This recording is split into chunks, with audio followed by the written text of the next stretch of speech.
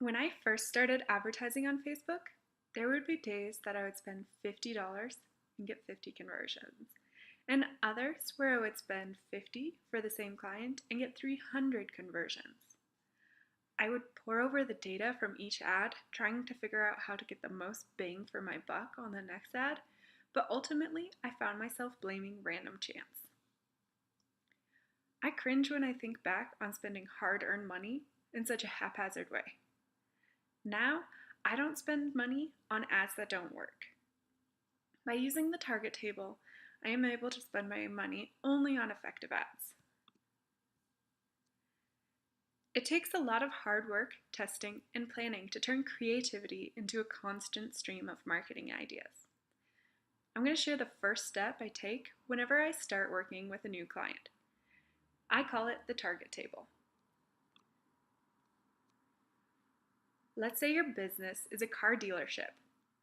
There are lots of types of people who buy cars, right? So, let's break your audience down into general groups.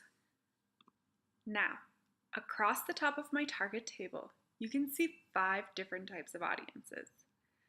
I have new moms, parents of teenage drivers, people into green energy, the fast and the furious crowd, and men in the midst of their midlife crisis. I hope a light bulb just went off in your head and you're thinking to yourself, those are very different audiences. You can't possibly target them all with the same ad. Now, let's say you have a new car on the lot that we want to sell. How are we going to sell the car to these different people? I'm going to change gears for a moment, no pun intended, and think about what would get people excited about this car. These are what I call hooks. The new car on the lot has incredible crash test ratings. It looks like a spacecraft and can accelerate from 0 to 60 in 0.1 seconds.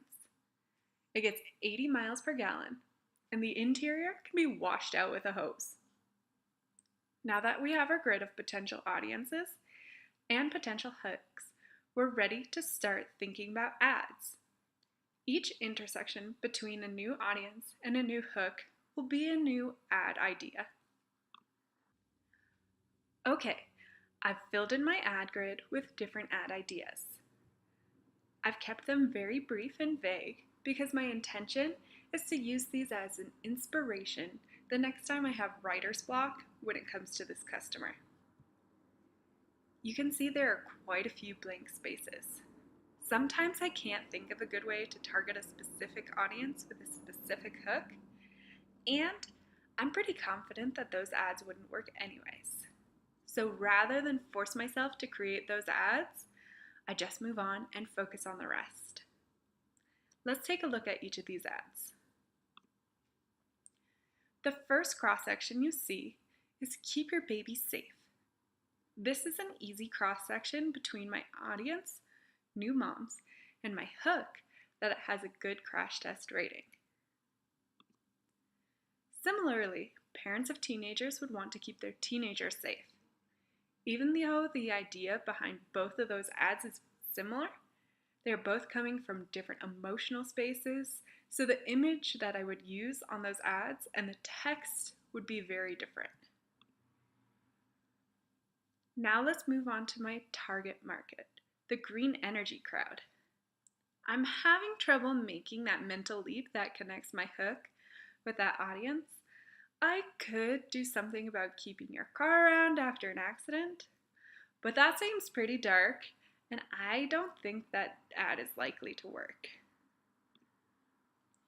My speedster, on the other hand, crashing is probably something they think about often. I can reach them by letting them know that my car will keep them safe if they lose control. I mentioned before that my hypothetical car looks like a spaceship. For my new moms, I could reach them by highlighting the fact that they are so much more than just a mom. Parents of teenagers, I could highlight the fact that their kid would be so happy to have this cool car. For my green energy people, this ad feels like a dud too. I could reference the fact that it's futuristic, But as I look at my table, I notice that only one of my hooks would be compelling to this audience.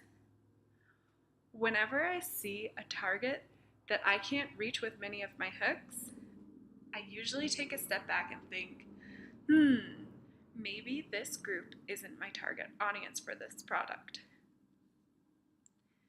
This is one of the things I really love about the target table. When I first started making this table, I was pretty confident that this audience would be interested in my product. But after writing everything down, I'm going to cut them from the table and focus on my other audiences. I often cut audiences from my table, but I rarely cut hooks.